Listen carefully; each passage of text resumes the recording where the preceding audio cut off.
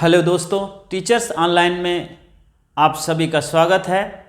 मैं अनोद अर्कवंशी एक नई सीरीज लेके आया हूँ, हिंदी साहित्य का इतिहास। हिंदी साहित्य का इतिहास की हिंदी साहित्य के इतिहास का एक टॉपिक्स है, विषय है हिंदी साहित्य इतिहास लेखन की परंपरा। हिंदी साहित्य इतिहास लेखन की परंपरा कब से शुरू हुई, किसने सबसे पहले शुरू किया और उसका विकास चरम रूप किस में देखने को मिलता है। तो इन सारे प्रश्नों को हम ढूंढने का प्रयास करेंगे और हम आज की क्लास शुरू करें इससे पहले आप सभी लोगों को गणतंत्र दिवस की हार्दिक शुभकामनाएं।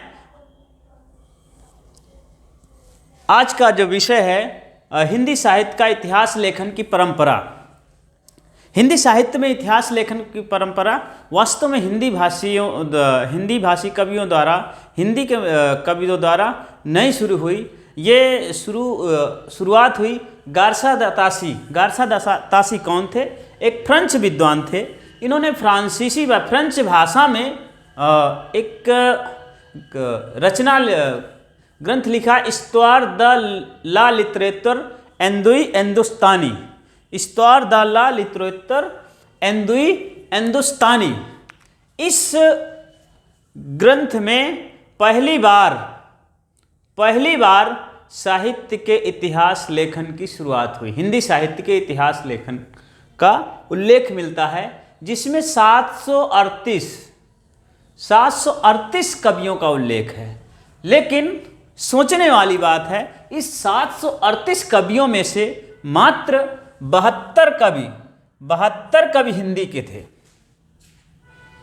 इसका मतलब यह हुआ कि अन्य भाषाओं के कवियों को भी इन्होंने इसमें स्थान दिया। ये ग्रंथ प्रकाशित कब हुआ? ये ग्रंथ प्रकाशित हुआ 1839 में और दूसरी बार 1847 में। पहली बार 1839 में प्रकाशित हुआ और दूसरी बार 1847 में। और इसका हिंदी अनुवाद, इस्त्वार द ला लिटरेचर हिंदुस्तानी का हिंदी अनुवाद लक्ष्मी सागर वार्ष्णेय ने किया। ध्यान रखिएगा, बहुत इंपॉर्टेंट। गारसा दातासी में जो 4-5 पॉइंट आपको बनते, जिनसे प्रश्न आते हैं यूपी टीजीटी पीजीटी में, जीआईसी टीजीटी पीजीटी में, तो इनको ध्यान से समझने की जरूरत है। हिंदी अनुवाद किया लक्ष्मी सागर वार्ष्णेय ने, और इसकी पद्धति, इस ग्रंथ की पद्धति थी वर्णानुक्रमी पद्धति। वर्णानुक्रमी का मतलब ये होता है कि जैसे कवियों का संग्रह किया गया, उसमें जैसे का लिखा गया तो का नाम से पहले जो कवि आने वाले थे, इसके बाद खा नाम से आने वाले, फिर गा नाम से, इसी बार जैसे छोटा आ नाम से आने वाले कवियों का उल्लेख किया गया, फिर बड़ा आ नाम से आने वाले कवियों का उल्लेख किया गया। इस प्रकार 738 कवियों का उल्लेख इसमें मिलता है। इसकी भाषा फ्रेंच भाषा में लिखा गया, इस्त्वार द ला लिटरेचर हिंदुस्तानी ग्रंथ है। और इसकी जो प्रशंसा 2 विद्वानों ने की है, नलिन बिलोचन शर्मा और डॉक्टर रूपचंद पारिक और डॉक्टर नलिन बिलोचन शर्मा, इनके द्वारा इसकी प्रशंसा की गई और कहा गया हिंदी साहित्य इतिहास लेखन का ये प्रथम इतिहास ग्रंथ है और इसे प्रथम इतिहासकार भी मानते हैं। तो ये पूछा जाए कि प्रथम इतिहास इस्त्वार द ला लिटरेचर हिंदुस्तानी को प्रथम इतिहास किसने कहा? तो डॉक्टर नलिन बिलोचन शर्मा, डॉक्टर रूपचंद पारिक और प्रथम इतिहासकार भी इन्हीं दोनों ने माना। इसका महत्व क्या है? इसका महत्व ये है कि ये साहित्य इतिहास लेखन का प्रथम प्रयास था। जब भी कोई नया प्रथम प्रयास होता है, वो क्वेश्चन पेपर में प्रश्न का महत्वपूर्ण प्रश्न बन जाता है। जब भी किसी भी चीज में जब कोई पहली बार आता है तो प्रश्न का भाग अवश्य बन जाता है। इसलिए साहित्य लेखन में ये प्रथम प्रयास है। गारसा दातासी के ये महत्वपूर्ण पॉइंट थे।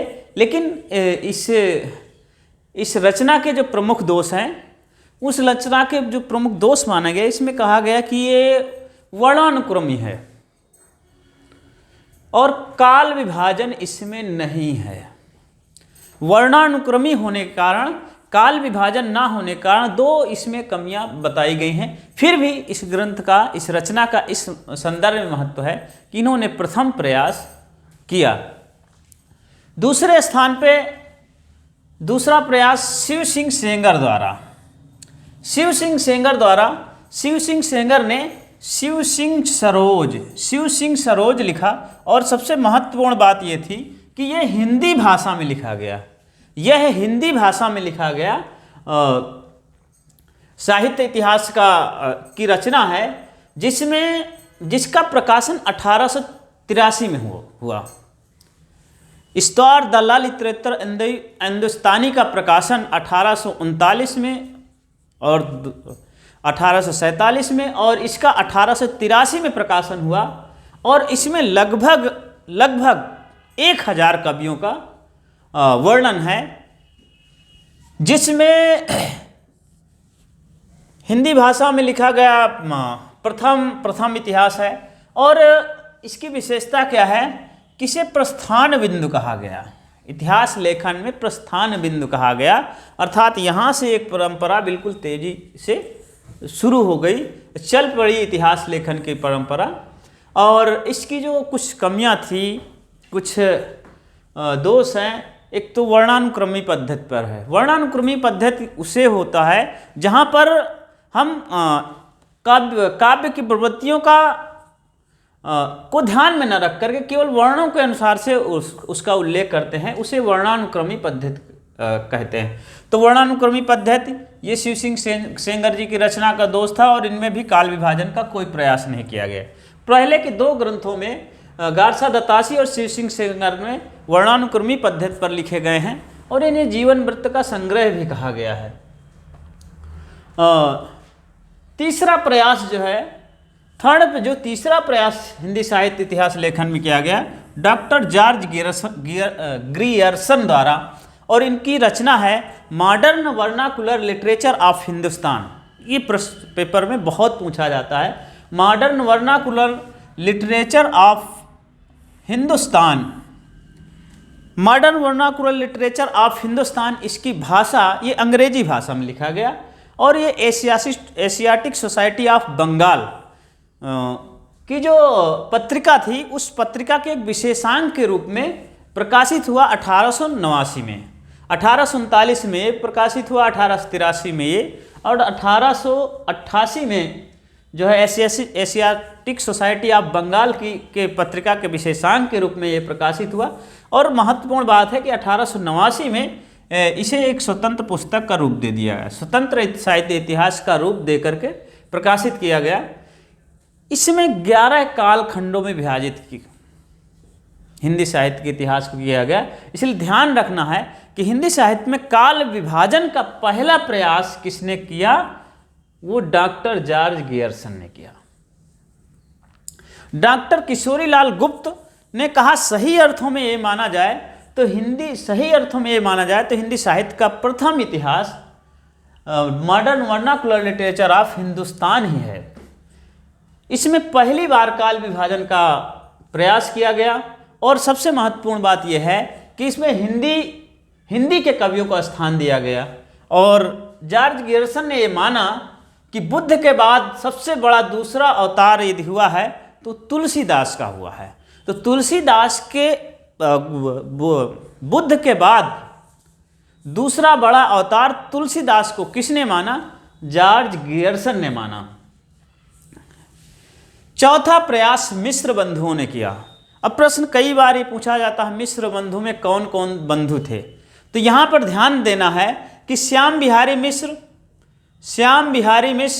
सुखदेव बिहारी मिश्र और गणेश बिहारी मिश्र। श्याम, सुखदेव, गणेश बिहारी मिश्र, ये तीन भाई थे। श्याम बिहारी मिश्र, सुखदेव बिहारी मिश्र और श्याम बिहारी, सुखदेव बिहारी और गणेश बिहारी, तीनों को सम्मिलित रूप से मिश्र बंधु के नाम से जाना जाता है। और इनकी जो रचना है, इन्होंने लिखा मिश्र बंधु विनोद। मिश्र बंधु विनोद का प्रकाशन 1913 में और 1914 में हुआ। 1913 का मतलब प्रथम 3 भाग 1913 में और चौथे भाग का प्रकाशन 1934 में हुआ। ध्यान ये रखना है कि कवि लगभग कवि जो हैं उनके लगभग इसमें 5000 कवियों का उल्लेख है। कवियों में लगभग 5000 कवि हैं और इसे बहुत बड़ा इतिवृत्तात्मक ग्रंथ कहा गया है। इसमें 5000 कवियों का उल्लेख जिसमें हो तो वो अपने आप में ही बहुत बड़ा हो रहा है। और रामचंद्र शुक्ल ने इसे बहुत बड़ा इतिवृत्तात्मक ग्रंथ तो कहा ही है, लेकिन सबसे महत्वपूर्ण बात यह है कि उन्होंने रामचंद्र शुक्ल ने ही इसी मिश्रबंध विनोद से ही रीतकाल कवियों का वर्णन, रीतकाल कवियों की सामग्री इसी मिश्रबंध विनोद से लिया है। नामवर और सुमन राजे ने इस मिश्रबंध विनोद की प्रशंसा की है। मिश्रबंध विनोद को साहित्यिक पुनरुत्थान की लहर से प्रभावित प्रशंसनीय ग्रंथ कहा है डॉक्टर नामवर सिंह ने। तो साहित्यिक पुनरुत्थान लहर से प्रभावित प्रशंसनीय ग्रंथ किसने कहा? डॉक्टर नामवर सिंह ने कहा। ये कई बार प्रश्न पूछा जाता है। और सुमन राजे ने कहा है कि काल विभाजन की दृष्टि से मिश्रबंध विनोद प्रगति की पथ पर बढ़ता दिखाई दे रहा। अर्थात काल विभाजन जॉर्ज गियर्सन ने भी किया था और मिश्रबंधुओं ने भी काल विभाजन किया। हालांकि कुछ कमियां जरूर रही होंगी काल विभाजन में इन दोनों के, लेकिन इन्होंने काल विभाजन का एक प्रयास किया। काल विभाजन बार बार चर्चा आता है। काल विभाजन का तात्पर्य यह है कि हम साहित्य का समग्र अध्ययन करें। वैसे साहित्य एक अविरल धारा है जिसको कालखंडों में बांटना उचित नहीं है, लेकिन अध्ययन की सुविधा से और तत्कालीन सामाजिक राजनैतिक परिस्थितियों की साहित्यिक परिणति के रूप में जनता की चित्रवृत्ति को ध्यान में रख करके साहित्य को विभिन्न भागों में, विभिन्न कालखंडों में बांटकर अध्ययन करना ज़्यादा सुविधाजनक है। इसलिए काल विभाजन की चर्चा हो रही है। और इसके बाद 1929 में हिंदी साहित्य का इतिहास डॉक्टर आचार्य रामचंद्र शुक्ल ने लिखा, जो मील का पत्थर साबित हुआ। आज भी इस ग्रंथ की प्रामाणिकता है और प्रतियोगी परीक्षाओं में इस ग्रंथ का बहुत महत्वपूर्ण है। इसका संदर्भ लिए जाते हैं। तो ध्यान ये रखें सभी लोग कि आचार्य रामचंद्र शुक्ल ने हिंदी साहित्य का इतिहास लिखा और वो 1929 में प्रकाशित हुआ। और इसके सबसे बड़ी बात थी, ये विधेयवादी पद्धति पर आधारित है। विधेयवादी पद्धति क्या है? पहले पद्धतियां समझ लीजिए। पद्धतियां 3 प्रकार की होती हैं। पद्धतियां 4 प्रकार की होती हैं। एक तो वर्णानुक्रम पद्धति। वर्णानुक्रम पद्धति में इन दोनों ने वर्णानुक्रम के आधार पर साहित्य लिखने का प्रयास किया। वर्णानुक्रम में क्या होता है? वर्ण के आधार पे लिखते हैं। और दूसरी पद्धति है कालानुक्रमी पद्धति। कालानुक्रमी पद्धति से तात्पर्य कि हम काल के अनुसार कालखंडों में बात करें। तीसरी पद्धति होती है वैज्ञानिक पद्धति, जिसमें तटस्थ होकर, निरपेक्ष होकर के हम अध्ययन सामग्री का, साहित्य इतिहास को तटस्थ रूप भाव से उसका विश्लेषण करते हैं। तीसरी पद्धति होती है विधेयवादी। विधेयवादी पद्धति के जनक वेन तेन माने गए हैं। विधेयवादी पद्धति के जनक वेन तेन माने गए हैं और इसका हिंदी में प्रयोग जो है रामचंद्र शुक्ल ने किया है। अर्थात इसमें तत्कालीन सामाजिक परिस्थितियों का उस समय का, उस जाति का, वातावरण का और उस क्षण विशेष का साहित्य पर क्या प्रभाव पड़ता है, उस चित्तवृत्ति के आधार पर जो साहित्य इतिहास लिखा जाता है उसे हम विधेयवादी पद्धति कहते हैं। और रामचंद्र शुक्ल की रचना की विशेषता क्या है? इसमें दोहरे नामकरण की परंपरा जागृत हुई। दोहरे नामकरण की परंपरा चली, जैसे कि पूर्व मध्यकाल को भक्तिकाल भी कहा गया, उत्तर मध्यकाल भी कहा गया और रीतिकाल भी कहा गया। वीर गाथा काल आदिकाल को नाम देने का श्रेय रामचंद्र शुक्ल द्वारा दिया गया और भक्ति काल को सगुण निर्गुण में बांट करके उसका विश्लेषण का प्रयास आचार्य रामचंद्र शुक्ल द्वारा किया गया। रीति काल का विभाजन आचार्य रामचंद्र शुक्ल ने नहीं किया। रीत काल के जो आप विभाजन हम पढ़ते हैं, रीत सिद्ध कवि, रीत मुक्त कवि, रीत बद्ध कवि, ये विभाजन, ऐसा विभाजन हिंदी साहित्य के इतिहास में रामचंद्र शुक्ल के ग्रंथ में नहीं मिलता है। और सच्चे अर्थों में हिंदी साहित्य का इतिहास रामचंद्र शुक्ल द्वारा जो लिखा गया है बहुत ही प्रमाणिक है और मानक है। हिंदी साहित्य के इतिहास में रामचंद्र शुक्ल ने तुलसीदास को प्रथम स्थान दिया है, सूरदास को दूसरा और जायसी को तीसरा।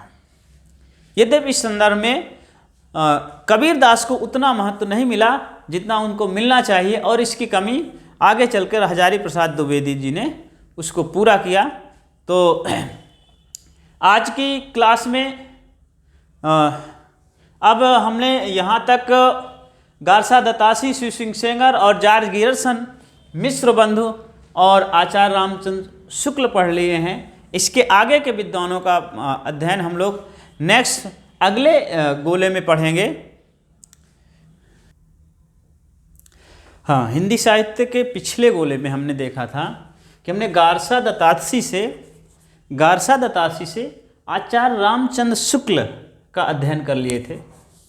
इसके बाद जो अगले कवि हैं जिन्होंने हिंदी साहित्य लेखन में महत्वपूर्ण प्रयास किया वो डॉक्टर राम कुमार वर्मा। डॉक्टर राम कुमार वर्मा ने हिंदी साहित्य का आलोचनात्मक इतिहास लिखा। हिंदी साहित्य का आलोचनात्मक इतिहास लिखा और जिसका प्रकाशन 1938 में हुआ। इस हिंदी साहित्य के इतिहास में 693 ईस्वी से 1693 ईस्वी तक के साहित्य इतिहास का वर्णन है, तक के काल का वर्णन है। इसके बीच के जो कवि आए हैं उनका उल्लेख किया है, उनकी विवेचना किया है और वो भी आलोचनात्मक तरीके से।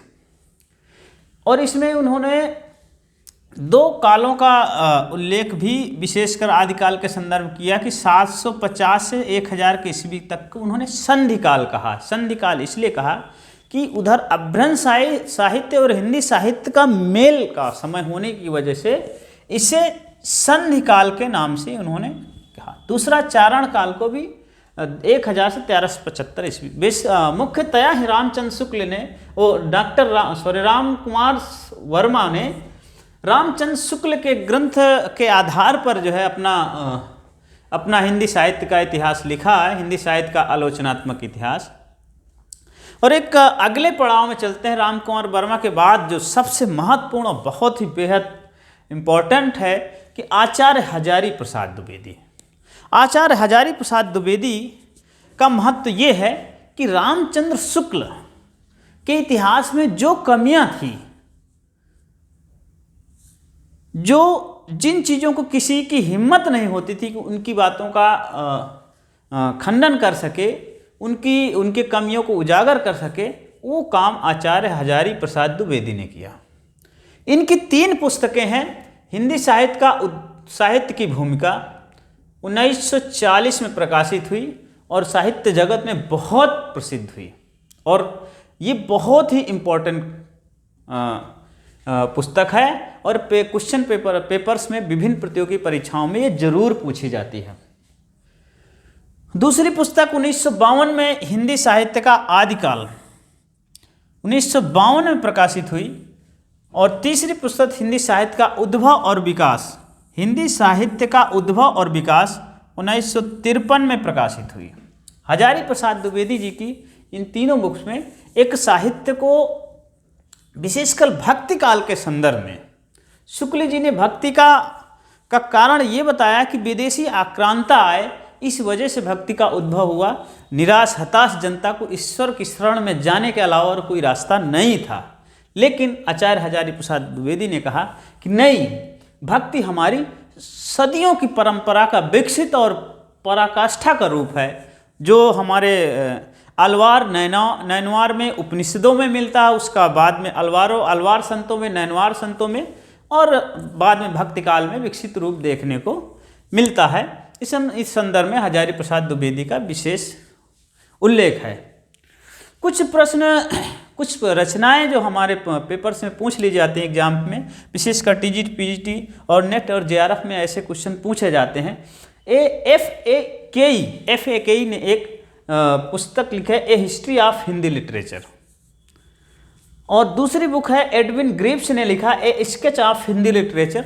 ये दोनों पुस्तकें पेपर्स में पूछी जाती हैं। इसके अलावा हिंदी साहित्य लेखन में बहुत से लेखकों ने लिखा है। हिंदी साहित्य में कम से कम 40-50 ग्रंथ होंगे। 40-50 में से हमें ऐसे कुछ महत्वपूर्ण हैं जो पेपर के दृष्टिकोण से बहुत महत्वपूर्ण हैं। एक तो है हिंदी साहित्य का बृहद इतिहास, 1993 प्रकाश काशी नागरी प्रचारणी सभा द्वारा, काशी नागरी प्रचारणी सभा द्वारा जो है, और ये पहले 16 खंडों में प्रकाशित हुआ। बाद में ये चल के जो है 18 खंड इसमें देखने को मिलते हैं। तो ये बहुत ही महत्वपूर्ण है। तो दूसरा महत्वपूर्ण जो है हिंदी साहित्य और संवेदना का विकास, डॉक्टर राम स्वरूप चतुर्वेदी, बहुत ही प्रसिद्ध ये किताब है। इसको साहित्य के जितने भी विद्यार्थी हैं उन्हें पढ़ने की बहुत ज़रूरत है। हिंदी साहित्य का दूसरा इतिहास बच्चन सिंह ने लिखा, और हिंदी साहित्य का संक्षिप्त इतिहास विश्वनाथ त्रिपाठी ने लिखा, और हिंदी साहित्य का आधा इतिहास सुमन राजे ने लिखा। तो इस प्रकार आज हमने जो पूरे काल हिंदी साहित्य इतिहास लेखन की परंपरा का अध्ययन किया, जिसे हमने गारसा दत्तासी का अध्ययन किया। इसके बाद जो है हमने शिव सिंह सेंगर ने जो वो शिव सिंह सरोज बुक लिखा, और इसके बाद फिर मिश्र बंधुओं ने और जॉर्ज गेरसन ने, फिर रामचंद्र शुक्ल का बृहद अध्ययन किया है। आशा करता हूँ कि ये क्लास आपको पसंद आ रही होगी।